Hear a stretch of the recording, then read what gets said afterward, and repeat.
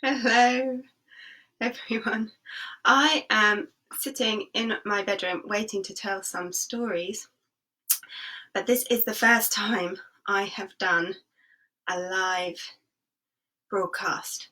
So I am not entirely sure how it works, so please just bear with me. If I do anything wrong, let me know. I'm going to wait to see if anybody is watching. If you're watching, give us a quick comment just to say hello. I'm Vicky. I'm a storyteller. I live in Larne. I've done a bit of work with May Murray before, and so they've asked me to do these bedtime stories. I do sensory stories and just straight storytelling. Tonight you're going to get both, 2 in 1. So just give me a comment if you're watching so I know that there's somebody out there. I'm going to start telling in a few moments, but first of all, tonight I'm going to tell 2 stories. The first one is called The Stonecutter, and it's from Hi Jack. Oh, it's quite late, isn't it? So cuddle up warm and we'll get on with the stories really soon. Now, I did put on what you need if you're going to do a sensory story. The idea is that I'm going to Hi, Megan Fox. I'm going to tell the story as I would just normally, but you will do the sensory experiences at home. I'm not really going to tell you while I'm telling the story what to do with the sensory stuff. I'm going to tell you now. So listen up if you're going to make a sensory story. Up here we have the different sensory things for the first story, which is the stonecutter. So the stone. Now for the stone, to make it sensory, it's really just a case of feeling the stone in your hands and touching and feeling that. For the blanket, again, this will be nice. Everybody that's at home and tired, Jack, you can just cozy up under the blanket the whole time. The blanket is for when the Lord Mayor comes into the story. The stone is for the very beginning of the stonecutter. The material, which I ask people to get, is sort of more luxurious. That is for when the king comes into the story, and that is when you get your nice bit of food as well. So the material and the food are for the king. The cotton wool is for the cloud in the story, as is the water. Now for the water, you just touch the water and you can just run that along arms and on faces, or you can use a spray. I love that. And you can just let that gently spray when the cloud is raining down.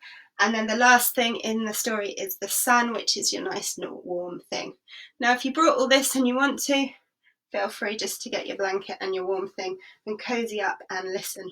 There are also going to be actions with this story, which you can join along, but you don't have to. You can just sit if you're tired and watch, or you can join in the actions as we go. Okay, I'm going to get started now because we've got 2 stories to get through before bed. So here we go. The first story.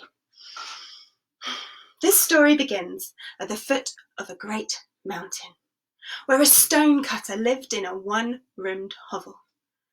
The poor stonecutter would walk every day up the hill to the mountain, where he would cut away at the stone. And you can do this with me. Cut away. Cut. And one day he was cutting away at the stone when he looked around and he saw that nobody else was working. Hey, he said, what are you all doing? And his friend said, haven't you heard? The Lord Mayor's coming by. We've all got 5 minutes to have a cuppa and a sit down. Why don't you come join us? So the stonecutter put down his tools and he went to join his friends on the side of the road. Now he was standing there with his cup of tea watching when he saw a huge group of people coming up the road towards him. And in the centre of this group of people was a man sat on a chair being held up by 4 burly men. It was the Lord Mayor. The Lord Mayor was waving down at everyone. You can be the Lord Mayor and wave down at everyone if you like. He was waving down, and the stonecutter looked up at this Lord Mayor being carried around, and he thought to himself, that looks like a pretty nice life. I wish I was the Lord Mayor. And just like that, everything around him changed. And suddenly, the stonecutter was sat on a chair being carried by 4 burly men. He had become the Lord Mayor. and he waved down at everyone as he went past his friends, all the way into town to a huge mansion. And this mansion had 10 bedrooms, and every bedroom had a TV in it, and the fridge was stocked full. And the Stonecutter Lord Mayor loved being the Lord Mayor. It was a lot easier than being a stonecutter. But one day the phone rang. Hello? It was the king. You want me to what? The king demanded that the Stonecutter Lord Mayor get down to the palace and bow down to him. Do I have to? Okay, he did. So he's going to get in his carriage, and you can do this with me, and he's going to go to the palace. And when he got to the palace, all the other Lord Mayors from the whole kingdom were there, and they were all bowing down to the king. Now the king was sat on a beautiful throne, being fed delicious food by people all around him, and he had luxurious material that he was wearing. The Stonecutter Lord Mayor looked up at the king and thought to himself, that looks like a pretty nice life. I wish I was the king. And just like that, everything around him changed, and suddenly the Stonecutter Lord Mayor was sat on a beautiful throne, being fed delicious food with luxurious materials. He was the king. Now it was great fun being the king. He had a whole army that did whatever he wanted. He would send them down to the beach just to make them walk all the way back again. And every night he would have huge parties. And one night he was having a huge party and he did not want it to end, but the sun went down. That's not fair, said the Stonecutter King. I don't want my party to end. But the sun had gone down and it was time for bed, so he had to go to bed. And then in the morning he was asleep, so cosy in his bed, when the sun came up and he had to get up. That's not fair, I don't want to get up, said the Stonecutter King. And later that day he was thinking to himself, and he was looking out of the mirror and he was thinking about the sun, and it occurred to him that sun has more power than me, the king. I wish I was the sun. And just like that, everything around him changed, and suddenly the Stonecutter King was up in the sky. He had become the sun, and he was shining down on everyone. It was good fun being the sun. He could see everything. He could see what everyone was doing. And he could make them really, really hot. And one day he was watching a particular couple of people having a big fight. And he was really enjoying this fight when suddenly something floated in front of him. It was a huge cloud. Hey, that's not fair. I can't see any more, said the Stonecutter's son. And he realised that that cloud had power over him, the sun. I wish I was a cloud, said the Stonecutter's son. And just like that, everything around him changed, and suddenly he was a cloud. And you can be a cloud too if you're not too tired. And he was floating through the sky, this way and that way and this way and that way. And it was good fun being a cloud, because he could fill up with water and rain down on everybody nearby. And he could go wherever he wanted. And one day he was floating through the air, going this way and that way, when he came to something. And he couldn't go over it, and he couldn't go under it, and he couldn't go this way round it, and he couldn't go that way round it. It was a huge mountain. That's not fair, said the Stonecutter Cloud. That mountain has power over me, a cloud. I wish I was a mountain. And just like that, everything around him changed, and suddenly the Stonecutter was a mountain. And it was good fun being a mountain. He was as tall as could be. He could see all the way over the horizon, and people would walk up all the way, but they could never get to his summit because he was such a big mountain. But one day, the Stonecutter Mountain felt something right down in his foot. And he looked down and he saw there was a tiny man who was cutting away at his foot. And the Stonecutter Mountain thought to himself, that's not fair. That Stonecutter has power over me, a great mountain. I wish I was a stonecutter. And just like that, everything around him changed. And the Stonecutter was right back where he started, at the foot of the mountain. And he was cutting away. And that night, the Stonecutter went back to his one-roomed hovel. And from that day on, he never, ever, ever wished to be anything other than what he was. And that's the end of the Stonecutter.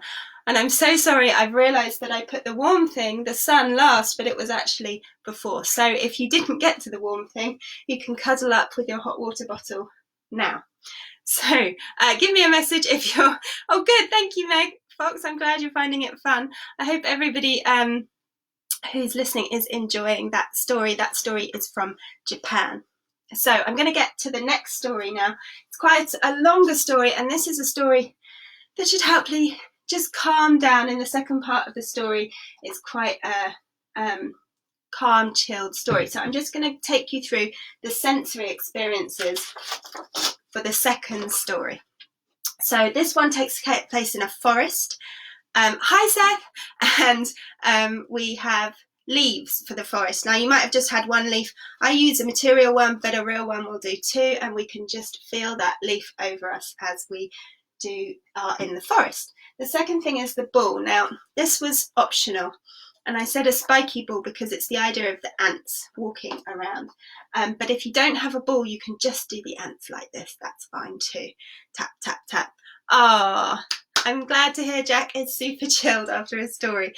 There is another one coming which should even more relax everyone. The next thing is the ducks, and that is your water, exactly the same as the Stonecutter. Just put the water on or the spray. Either one is fine. The next one is honey for the bees. Just a little spoonful, but if you're not sure about sugar before bed, you can skip that bit. And then I've got some cream. I use honey cream. So at the end of the story, the second half of the story, once the brothers come out of the forest, that's when you can start a hand massage. I always finish this story with just a hand massage for the second part of the story because it's a nice calm part of the story. And it should take me about 16 minutes to tell, so I'm going to get on with it. So I hope you're ready. Okay. This is a story of three brothers. The two eldest brothers did well at school and they went off to university. But the youngest brother, he did not do so well. And he didn't get to go to university. He had to stay at home and wait for his brothers to come back. And it took a long time, but eventually they did come back. And when they came back, he expected to hear how well they had done, but they didn't want to talk about it. They didn't really want to talk about the big wide world, but the youngest brother, he wanted to hear about it. Brothers, next time you go into the big wide world, take me with you, please.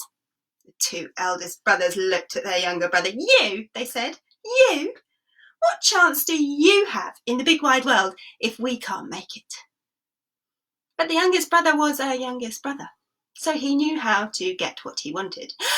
Please, please, please, please, please, please, please, please, please, please, please, please, please, please. He went on and on and on for 3 days until finally the brother said, fine, next time we go into the big wide world, you can come too. And the day came and they all had a big mother hug. And they got their sandwiches and they put them in their backpacks and they put their backpacks on and they went into the big wide world. Now, to get into the big wide world, they had to go through a forest. The two elder brothers marched ahead. They had been in the forest before, but the youngest brother had never been in the forest. He loved the way the light shone through the trees, that the leaves fell from the branches and brushed his hands and his face and his arms. And as he was going through the forest, suddenly he heard a noise, a tap, tap, tappity, tap, tap, tap, tappity, tap, tap, tap, tappity, tap, tap, tap. There was a huge anthill. "Oh, brothers, look," he said. "Look at that lovely anthill. Look at all the ants scurrying around." Now, the two elder brothers, they'd seen ants before. They weren't too impressed. They came over, and then one of them had a wicked idea. "I know what we should do. Let's kick that anthill down and watch all the ants scurry away." "Brothers, no," said the youngest brother. "These ants have done nothing to you. You leave them be. If you want them, you'll have to go through me." And the two eldest brothers looked inside of themselves, and they knew he was right. "Fine," they said, and they continued on their way. And they went further and further into the forest until they got to a huge lake. Now, the two elder brothers took off their clothes and jumped into the lake and began to swim. But the youngest brother, he couldn't swim. So he sat at the side of the lake and he watched. And then he heard something. He heard a quack, quack, quack, quack, quack, quack, quack, quack, quack, quack, quackity, quack, quack, quack, quack, quack, quack, quack. It was a family of ducks. And the youngest brother said, "Oh, look, brothers, look at the ducks, aren't they cute? There's a mummy duck and a daddy duck and 3 baby ducks." The two eldest brothers had seen ducks before. They were not impressed. And then one of them had a wicked idea. "I know what we should do. Let's kill those ducks and eat them for our tea." "Brothers, no," said the youngest brother. "These ducks have done nothing to you. You leave them be. If you want them, you'll have to go through me." And the two elder brothers looked inside of themselves and they knew he was right.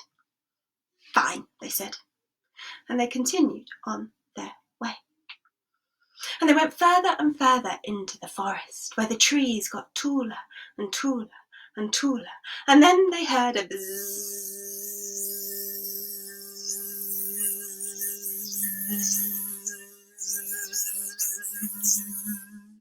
And there was a huge beehive, dripping with delicious, delectable, divine honey. The youngest brother reached up and ate some of that honey. And the two elder brothers, they came along and they scooped it up and they ate as well. And the 3 brothers ate and they ate and they ate and they ate until their tummies were so full. And then one of the eldest brothers had a wicked idea. "I know what we should do. Let's burn those bees out and take all the honey for ourselves." "Brothers, no," said the youngest brother. "These bees have done nothing to you. You leave these bees be. If you want them, you'll have to go through me." And the 2 elder brothers looked inside of themselves and they knew he was right. "Fine," they said, and they continued on their way. And they went further and further through the forest until finally they got to the end of the forest. And when they got to the end of the forest, there was a field. And on the other side of the field was a castle. And the 3 brothers realised they were starting to feel quite sleepy. So they thought maybe they could sleep in that castle tonight. So they started to make their way across the field towards the castle, but as they got closer to the castle, the brothers found themselves getting closer to each other. There was something strange about this castle. When they got very close, they saw that the grass was all grown really tall outside, and there were vine leaves hanging off the stone. When they went into the courtyard, there were stone statues of boys everywhere. The brothers kept close together and went into the castle doors, but they could find no one. They shouted, "Hello!" And you can help me. You can shout back, "Hello! Hello! Hello! Hello! Hello! Hello! Hello!" Shouting went on and on as the brothers went from room to room, "Hello! Hello!" room to room, all the way through the castle until they got to the tallest tower. And when they got to the tallest tower, they heard a creak, creak, creak, and there was a man with a long beard, sitting on a rocking chair. He had a crown on his head that was just slightly to one side. He didn't say a word, he just raised one bony finger and pointed at a door. The 3 brothers went over to the door, and the eldest brother opened the door and looked inside and saw 3 beds. They were feeling very tired. So the 3 brothers went into the room and they went to sleep. Now when the sun came up in the morning, standing at the end of their beds was the old man. "I am the king of this castle," he said to them. "We have been put under a terrible curse, and we need a brave, wise, strong young man like yourselves to fix it. Can you help?" Now the eldest brother thought of himself as extremely brave and extremely wise and extremely strong, so he jumped out of bed and he said, "No problem. I will fix your problem for you. What do I need to do?" And the king said, "Well, we need someone to complete 3 tasks to break the spell." "Easy peasy," said the eldest brother. "What's the first?" And the king said, "Well, the first task is to collect the 1,000 pearls of my eldest daughter. They were strewn all around the castle before the curse was cast." "No problem," said the eldest brother. "Consider it done." And just as he was making his way outside to find all the pearls, the king added, "Just one thing. If you don't succeed before the sun goes down, you will be turned to stone." "Oh," said the brother. "Well, that's not going to be a problem, because I will succeed." And off he went, and he looked around the castle, and he found a pearl, and then he found another pearl, and another one, and another one, and by lunchtime he had found 5 pearls. So he stopped and he had his sandwiches and a little rest, and then he continued to look, and he found another pearl, and another one, and another one, and another 5 pearls, which was, it might be a little bit late for maths, but can anyone do that sum? 5 plus 5 is 10. 10 pearls, but he needed 1,000. And so as the sun came down, and you can do this with me, the eldest brother turned to stone. Very good. I can't see, but I'd love to see some pictures of some stone. Don't worry, there'll be some chances later again to do it with me. So he was turned to stone. The 2 other brothers ran out and they saw their brother, and they did not know what they were going to do, but then the king popped up. "You can help your brother. You can stop him being stone if you break the spell." So the second brother stepped up. "Well, not a problem. I was always much cleverer than my brother anyway." So the next day was the second brother's turn. When the sun came up, he jumped out of bed and he went looking, and he found 10, 20, 30, 40, 50 pearls. By lunchtime, he was doing much better. He sat down and he had a sandwich and a little rest, and then he continued to look, and he found another 10, 20, 30, 40, 50 pearls. So he had how many pearls? 50 and 50 makes 100 pearls, but he needed 1,000. And so as the sun came down, are you ready to be stone statues with me? He turned to different face. Stone. So now it was the youngest brother's go. And that night he went to bed with a heavy heart. Because what chance did he have? When his 2 older brothers with their osophies and ologies and their university education, if they had failed, he had to give it a go. So the next morning he got up and he went out and he looked around and he saw nothing. And he sat down and he could feel a little tear start to come. And then he felt something right down on his leg. And he looked down, and there was an ant from earlier in the story. And that ant was carrying a pearl. And behind that ant was another one, and another one, and another one, and another one. 1,000 ants carrying 1,000 pearls. The youngest brother took the pearls to the king. And the king was very surprised. Oh, this has never happened before.